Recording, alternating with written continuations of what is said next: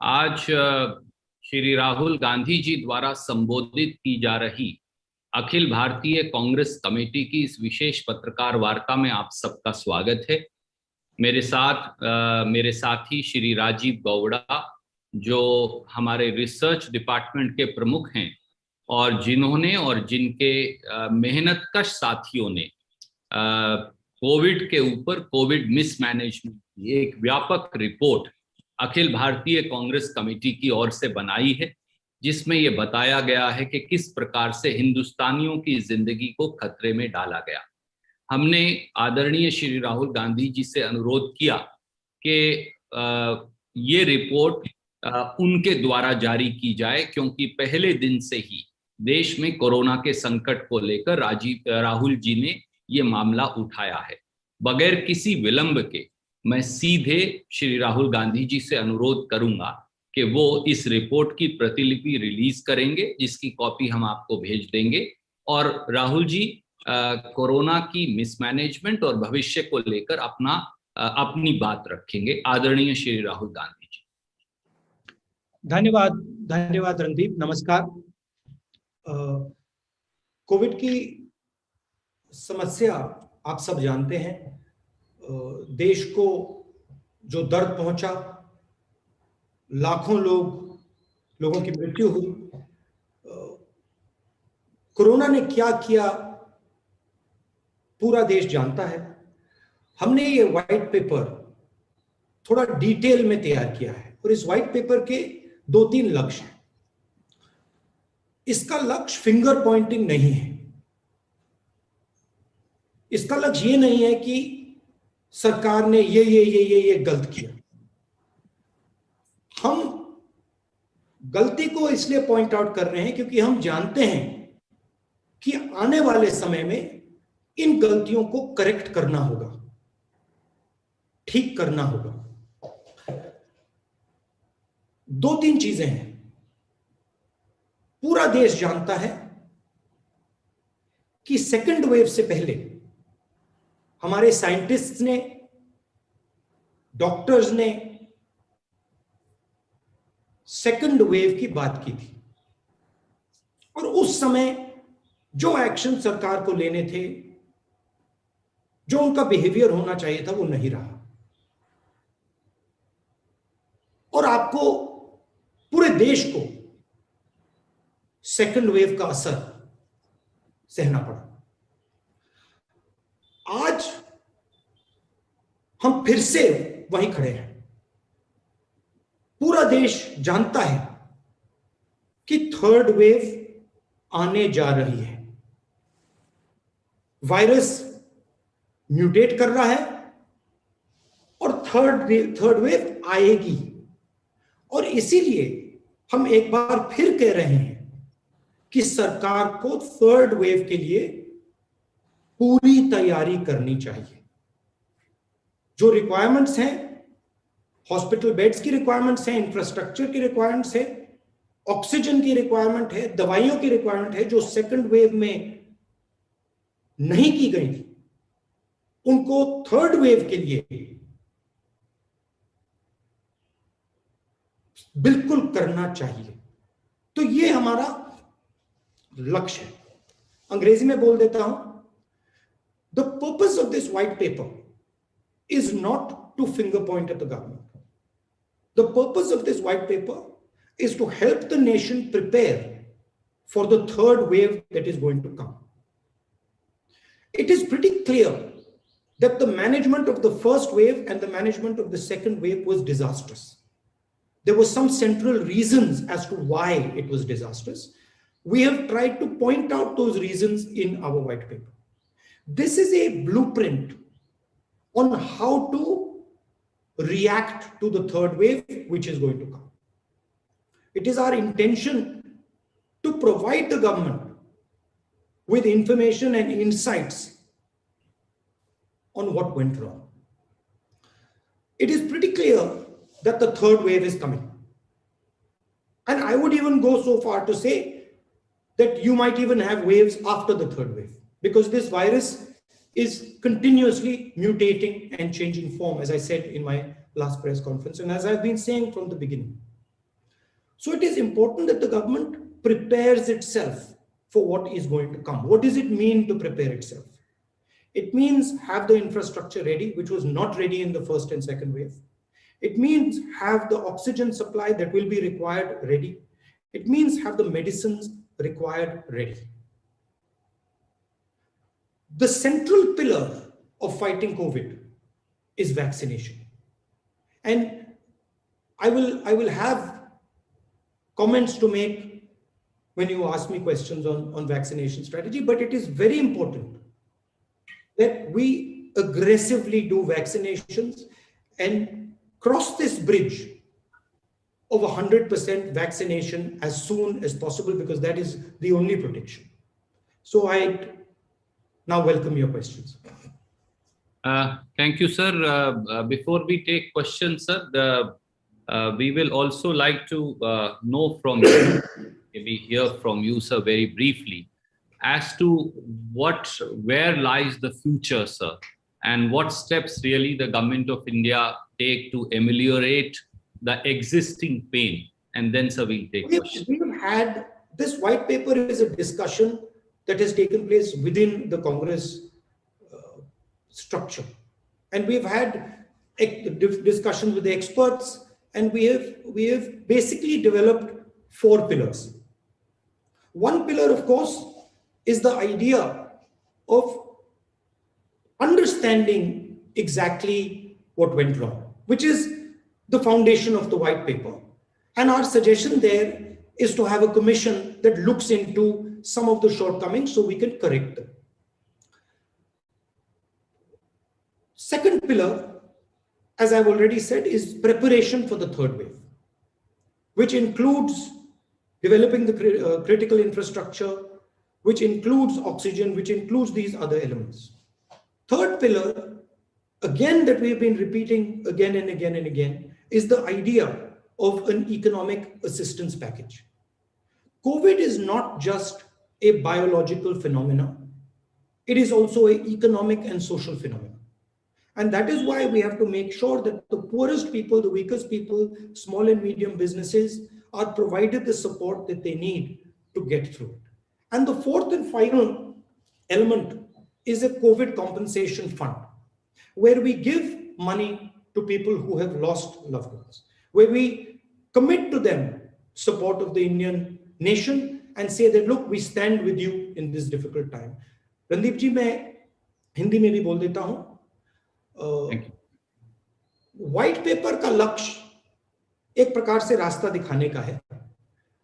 हमने 4 main points निकाले. पहला पॉइंट जो मैंने बोला, जो तीसरी वेव आने वाली है उसकी तैयारी, oxygen, hospital beds, critical infrastructure, दवाइयां, इन चीजों का आज प्रिपरेशन, कि जब थर्ड वेव आए हिंदुस्तान के हर शहर में अस्पताल, गांव में जो सपोर्ट की जरूरत है वो सब तैयार मिले. जिन लोगों को ऑक्सीजन की जरूरत हो उनको आसानी से ऑक्सीजन मिल जाए, और बिना कोई कारण डेथ ना हो. जो नीडलेस डेथ है, जो एक प्रकार से लाखों लोग नीडलेस ही मरे हैं सेकेंड वेव में, वो फिर से ना हो. दूसरा पॉइंट, कोविड सिर्फ बायोलॉजिकल बीमारी नहीं है, कोविड इकोनॉमिक सोशल बीमारी है. और इसलिए हमने सरकार को सबसे गरीब लोगों को, छोटे बिजनेसेस को, मिडिल साइज बिजनेसेस को आर्थिक सहायता देने की जरूरत है. हमने एक न्याय का कॉन्सेप्ट दिया है. अगर नाम प्रधानमंत्री को अच्छा नहीं लगे उसका नाम बदल दें, बट बेसिक कॉन्सेप्ट कि गरीबों के जेब में, गरीबों के घर में हम डायरेक्ट फंड्स पहुंचाएं. और चौथा जो हमारा पिलर है कि एक कोविड कॉम्पेंसेशन फंड बनाया जाए. जिन परिवारों के घर में जो ब्रेड अर्नर्स हैं उनकी मृत्यु हुई है, उनका कॉम्पनसेशन दिया जाए, उनको डायरेक्ट कोविड फंड से उनको सहायता दी जाए। तो ये हमारे 4 पॉइंट्स हैं। Thank you, sir. We'll start questions one by one. Please keep raising your hands. I can see, and then we'll keep going to each one of you. Can we start with the PTI, Mr. Sanjeev? Thank you, Radip ji. Namaskar. Namaskar, Rahul ji. Namaskar. Rahul ji, experts are saying that the third wave of coronavirus infections is likely to hit India by October. And there have been record 84 lakh vaccinations yesterday. But some opposition states are still starving for the vaccine. Do you think the government has the wherewithal to sustain this current pace of vaccination that has started yesterday, considering that only 5% of the adult population of the country is vaccinated currently, leaving millions vulnerable to infections and deaths? And I would also like to add, since it is a very active political it's a day of hectic political activity in the capital. Mr. Sharad Pawar has convened a meeting of a number of opposition leaders and people. So I would just like if you could react on that also. My request. Okay, on the political aspect, my intention here is to bring focus on COVID. My intention here is to point clearly in the direction of where we think the government should act on COVID. And so I'm not going to distract you or myself by getting into, what is going on in the politics and what is going on here and there. There is a time and place for that discussion, and I'm happy to talk to you at that time. With regards to vaccination, vaccination is really the only answer that we have to COVID. It is the central pillar of our strategy. Yes, good work has happened yesterday, but this is not a series of events. This is a process. And we have a humongous task in front of us. We have to diligently do this task. We have to make sure that this task is done. The government has to do that. And it has to make this process work not just on one day, but every day until we have vaccinated our whole population. I think the idea of a mission, a COVID vaccination mission, is a good one, where we involve the country and say, okay, as a nation, we have to get this job done. This is what is required. These are the volunteers that need to be trained. And we think about it as a mission. I think that is what my advice would be to the government. Thank you, sir. I will only take the liberty of adding one line, sir, just for the knowledge of our friends here, that we are very happy with the 80 lakh vaccination per day. Highest vaccination record in this country has been 17 crore vaccinations in a single day for pulse polio on February 19, 2012. Of course, then the Prime Minister Dr. Manmohan Singh did not put up his posters.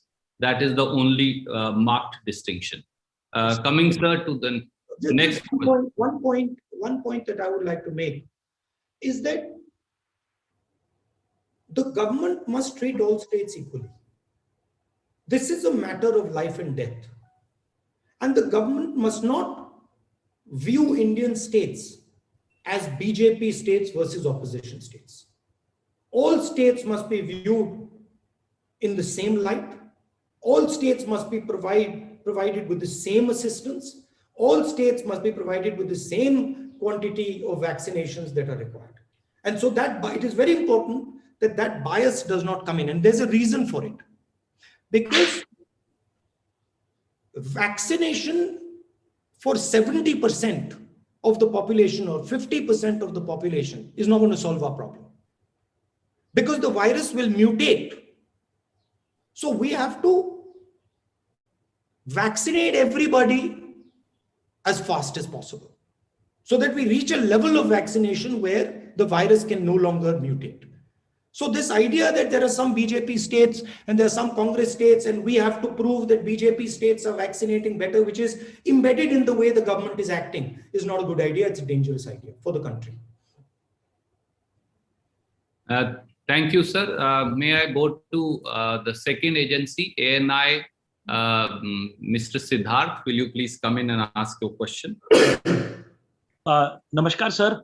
Sir मेरा सवाल ये है कि आप एक positive note पे white paper लेके आए हैं, तो कांग्रेस इस व्हाइट पेपर को क्या सरकार को भी प्रेजेंट करेगी और किस तरीके से आप सरकार के सामने फॉर्मली प्रेस कॉन्फ्रेंस के अलावा रखेंगे?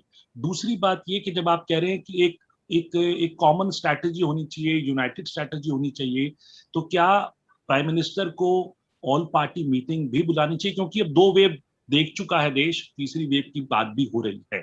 तो आप इस पे आपकी जानकारी, आपका व्यू जानना चाहूंगा। और दूसरा ये कि कुछ वैक्सीन को लेके भी जो है कांग्रेस पे आरोप लगता है कि मिसकम्युनिकेशन फैला रहे हैं। कोवैक्सीन को लेके कुछ लीडर्स जो हैं कांग्रेस के, वो भ्रम फैलाते हैं।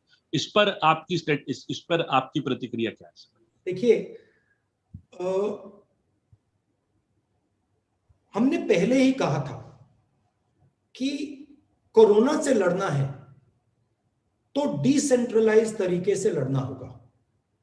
प्रधानमंत्री की जगह है, चीफ मिनिस्टर की जगह है, डीएम की जगह है, नागरिक की जगह है। सबको एक साथ मिलकर अपनी रिस्पॉन्सिबिलिटी, अपनी जिम्मेदारी पूरी करनी पड़ेगी, तब कोविड से हम लड़ पाएंगे। तो हमारा जो व्हाइट पेपर है, उसका लक्ष्य जो पिछले साल में हुआ है, जो गलतियां हुई हैं और गलतियां हुई हैं, उनको सामने रखने का है। अब वो सरकार के लिए इनपुट है।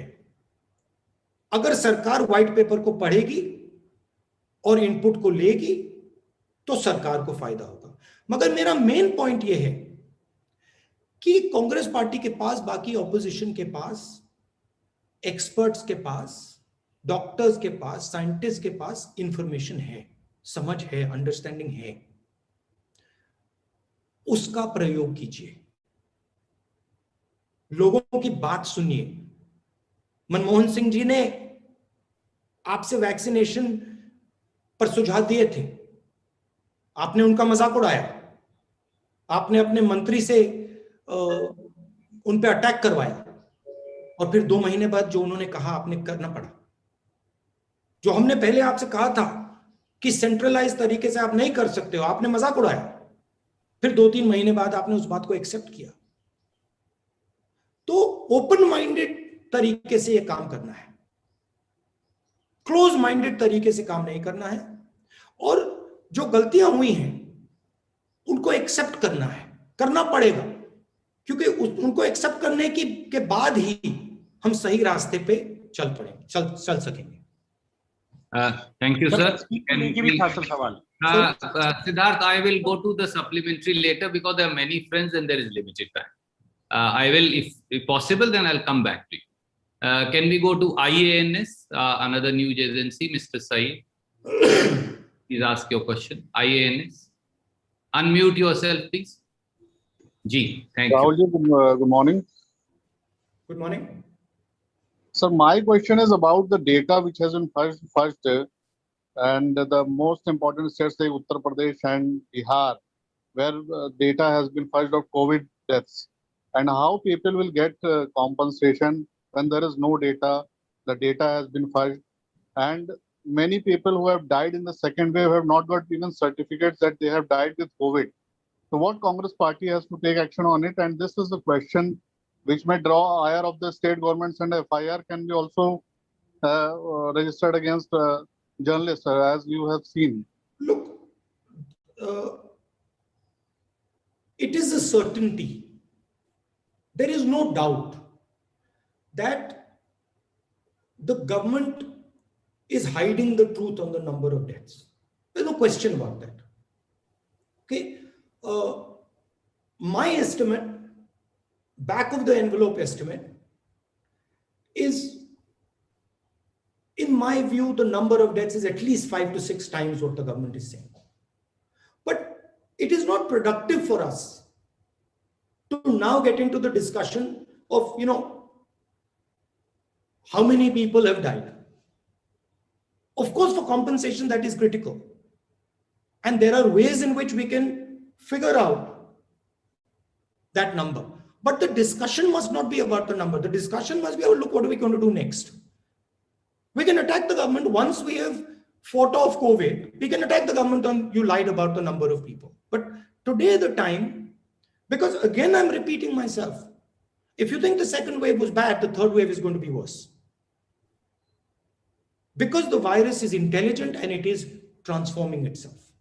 So our entire focus has to be on successful vaccination, on making sure that we are not allowing the virus space to regenerate. Thank you sir. ABP से आशीष, कृपया अपना सवाल पूछें. एबीपी से आशीष भाई, अनम्यूट करें अपने आप. Morning sir. मॉर्निंग. आप सुन पा रहे हैं मुझे? जी सुन पा रहे हैं, पूछिए प्लीज. सर मेरा सवाल ये है कि अभी आपने ऑक्सीजन सिलेंडर्स की प्रिपेयर्डनेस के बारे में जिक्र किया था अपनी जब आप अपना बयान दे रहे थे. सेकेंड वेव की हैंडलिंग को लेकर मैं आपसे पूछना चाहता हूं सर. एक पीटीआई पर इंटरनेशनल बड़े प्रोमिनेंट साइंटिस्ट हैं, उनका भी बयान हमने देखा कि उन्होंने कहा लैक ऑफ प्रिपेयर्डनेस एक बड़ी वजह बनी थी जो कुछ झेला भारत ने.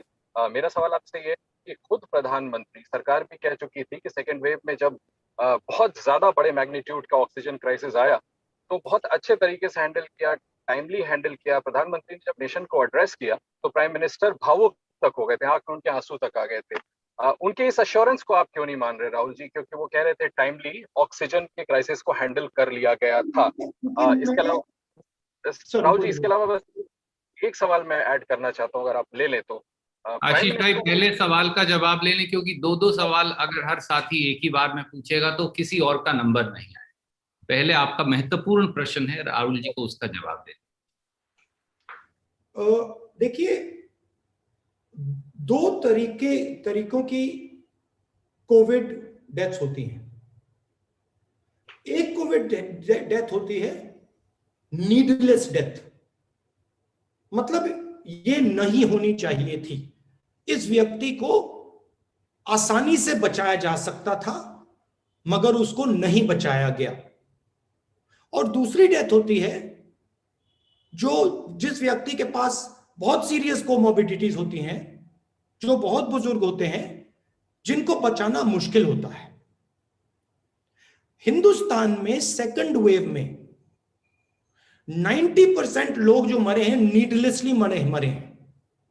और मैंने बहुत सारे डॉक्टर्स से बात की है और उनका यूनिवर्सली कहना है कि अगर आप नीडलेस डेथ को देखें,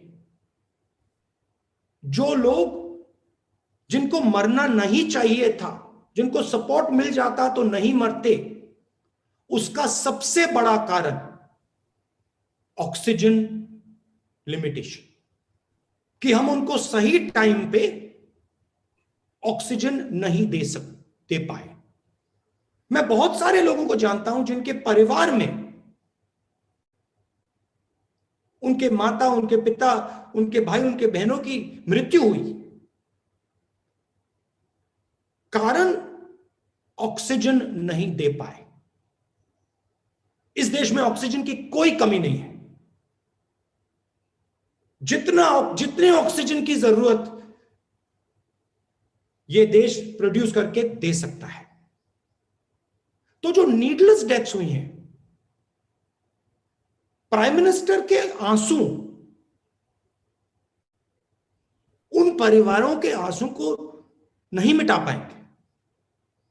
वो सब परिवार जानते हैं कि जो मेरे परिवार का व्यक्ति, मेरे माता, मेरे पिता, मेरे भाई, मेरी बहन, जब वो मरे, वहां प्रधानमंत्री नहीं थे. प्रधानमंत्री के आंसू ने उनको नहीं बचाया, मगर ऑक्सीजन जरूर बचा सकता था. और प्रधानमंत्री ने बात को सीरियसली नहीं लिया। चुनाव लड़ रहे थे, बंगाल में चुनाव लड़ रहे थे और उनका फोकस दूसरी ओर था। तो ये तो पूरा देश जानता है। Thank you sir. News nation से मोहित दुबे। मोहित जी अपना सवाल पूछिए। राहुल जी नमस्कार, मोहित दुबे बोल रहा हूँ। नमस्कार जी राहुल जी, महा वैक्सीनेशन 21 जून से केंद्र सरकार ने शुरू किया और इस वैक्सीनेशन को लेकर केंद्र सरकार अपनी पीठ थपथपा रही है। केंद्र सरकार ये कह रही है कि हमने बहुत शानदार वैक्सीनेशन किया है, लेकिन इसी बीच यूजीसी ने जो है सभी जो शिक्षण संस्थान है उनको फरमान जारी कर दिया और ये कह दिया कि आप फ्री वैक्सीनेशन के मद्देनजर प्रधानमंत्री नरेंद्र मोदी की फोटो चिपकाइए, बैनर लगाइए, पोस्टर लगाइए। आपको नहीं लगता है कि वैक्सीनेशन की प्रक्रिया कम, मार्केटिंग ज्यादा हो रही है? और प्रधानमंत्री केंद्र सरकार को राहुल गांधी जी का क्या सुझाव होगा ताकि वैक्सीनेशन को सही रूप से, सही ढंग से पूरे देश में लागू किया जा सके? देखिए, एक बात मैं आपको बताता हूं, शायद हिंदुस्तान एक ही ऐसा देश है जहां पे प्राइवेट हॉस्पिटल में पेमेंट के बेसिस पे वैक्सीनेशन हो रहा है। बाकी देशों में सब जगह फ्री वैक्सीनेशन है। दूसरी चीज जो मैंने पहले कही, प्रधानमंत्री जी पहले भी मार्केटिंग में घुस गए थे। थाली बजाओ, मोबाइल फोन की लाइट जलाओ, कोविड को हमने हरा दिया, बाकी दुनिया में हमने वैक्सीन भेज दी। तो ये पहले भी मार्केटिंग में घुस गए थे और उसका नतीजा देश ने देखा है। लाखों लोगों ने उसका नतीजा देखा है। तो जैसे मैंने कहा, यह सीरियस मामला है। इसकी वैक्सीनेशन की जो प्रोसेस है उसको चालू करना चाहिए, इफेक्टिवली चलाना चाहिए।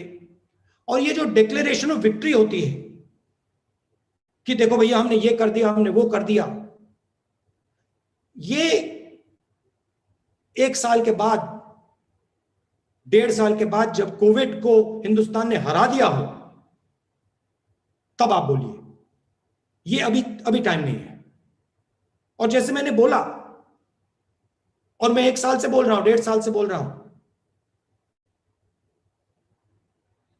कोविड देश को बहुत जबरदस्त नुकसान पहुंचाएगा। फर्स्ट वेव के पहले मैंने बोला, सेकंड वेव के पहले मैंने बोला, थर्ड वेव के पहले मैं बोल रहा हूं। और पूरी तैयारी आज शुरू हो जानी चाहिए। Thank you, sir. I know there is limited time. We'll take 1 or 2 questions more. News 24 से श्री रमन जी from News 24, आप अपना प्रश्न पूछिए। राहुल जी, मैं ये सवाल पूछना चाह रहा हूं कि कोविड के बारे में जो आपकी राय लगातार समय से पहले आती रही है, सरकार ने उसे बाद में एक्सेप्ट किया।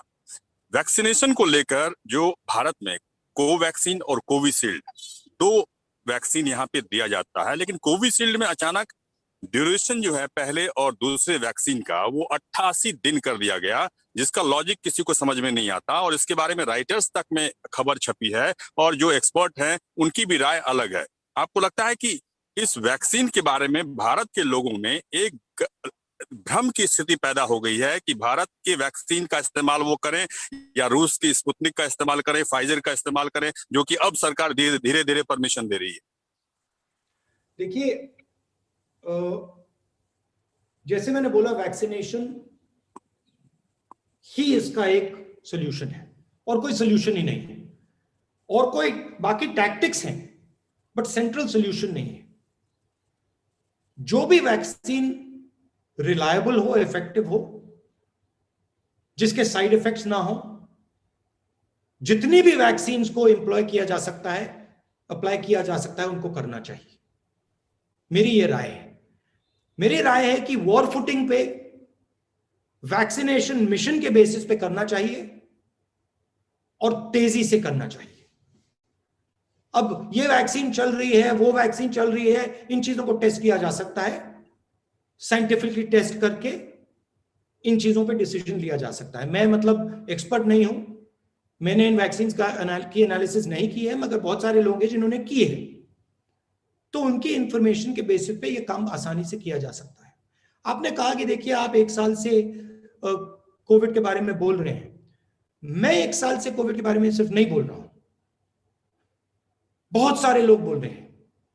मैंने उनकी आवाज उठाई थी, जो साइंटिफिक कम्युनिटी में लोग थे, जो डॉक्टर्स थे, जो स्पेशलिस्ट थे, उनकी आवाज उठाई। वो मुझे बता रहे थे कि भैया बहुत बड़ी प्रॉब्लम आने वाली है, मैंने उनकी बात उठाई और उनकी बात को मैंने एम्पलीफाई किया।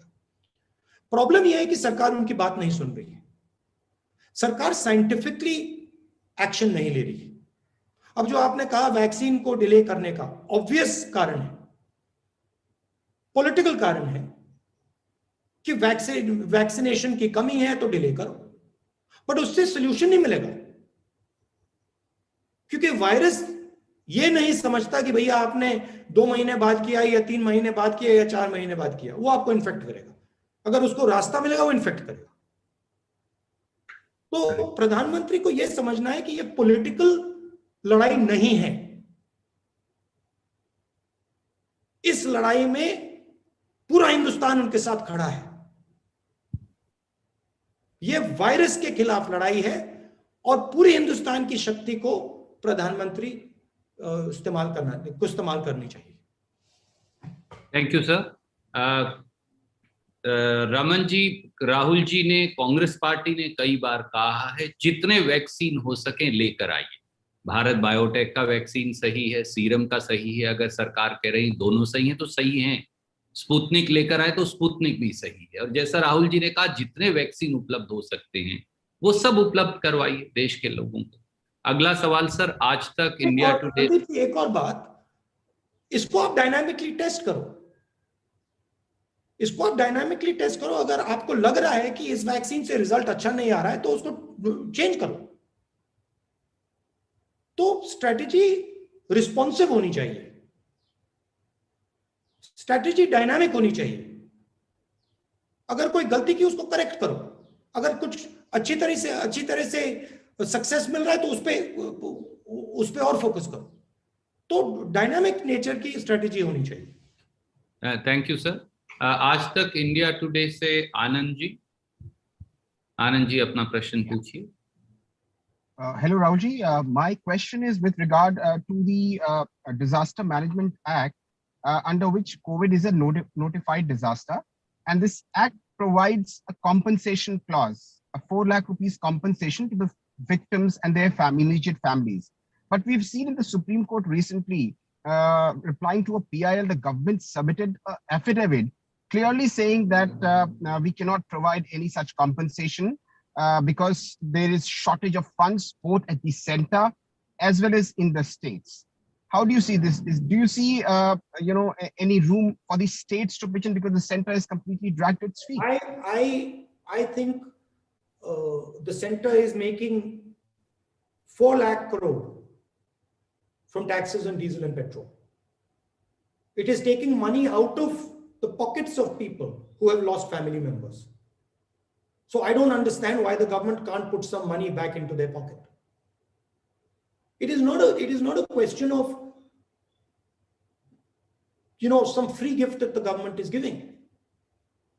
These families require this money.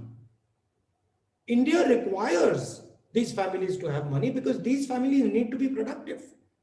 If they lost a family member who used to be an earning member, what are they supposed to do? So I'm 100% for a COVID compensation fund. and I feel that there's no shortage of money because the government is taking money from people every day from petrol and diesel. 4 lakh crores they've taken. Thank you sir. Dainik Bhaskar से मुकेश जी हैं। मुकेश जी, आप अपना सवाल पूछिए। मुकेश जी, अपने आप को unmute करिए।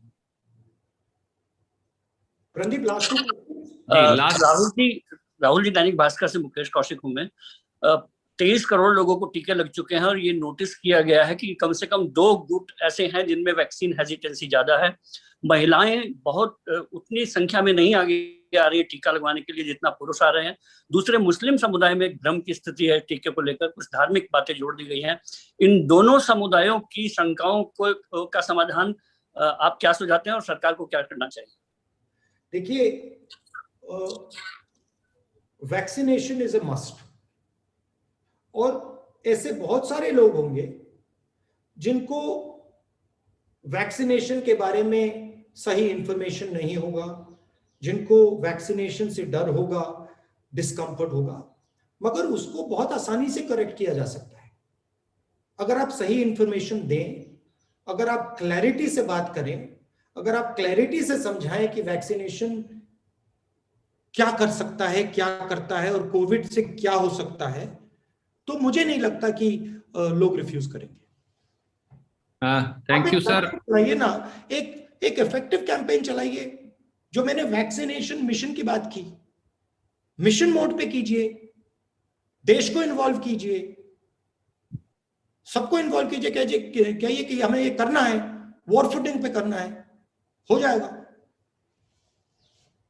बहुत बहुत शुक्रिया सर। मुझे पता है कि आपकी और मीटिंग्स हैं और 50 मिनट से हम कई प्रश्नों का सवाल जवाब ले रहे हैं।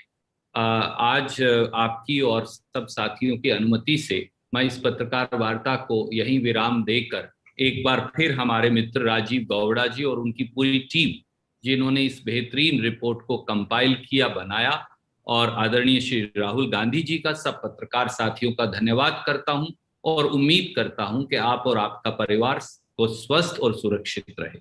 बहुत बहुत शुक्रिया सर। धन्यवाद।